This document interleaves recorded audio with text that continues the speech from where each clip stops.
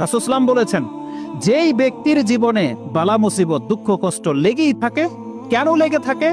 রাসূলুল্লাহ সাল্লাল্লাহু আলাইহি ওয়াসাল্লাম বলছেন, হাত্তা ইয়ামশি ফিল আরদি মা লাহু খাতিয়াতুন, আল্লাহ তার জীবনে এত দুঃখ কষ্ট এই জন্য আল্লাহ তাকে দেয়, আল্লাহ চায় এই জমিন থেকে ও যেদিন মরে যাবে ওর আমল নামায় একটা গুনাহ লেখা না থাকুক, এটা আল্লাহ চায়।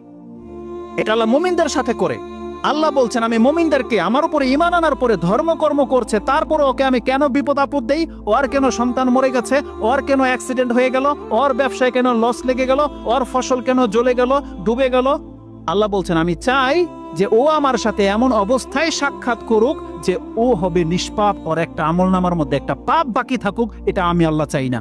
রাসূল সাল্লাল্লাহু বলতে চাচ্ছেন যে একজন মুমিন মুসলিম যখন হবে তার প্রত্যেকটা আঘাত তার পাপকে ঝরিয়ে দেয়, প্রত্যেকটা আঘাত তার এক স্টেপ মর্যাদা উপরে উঠিয়ে দেয়।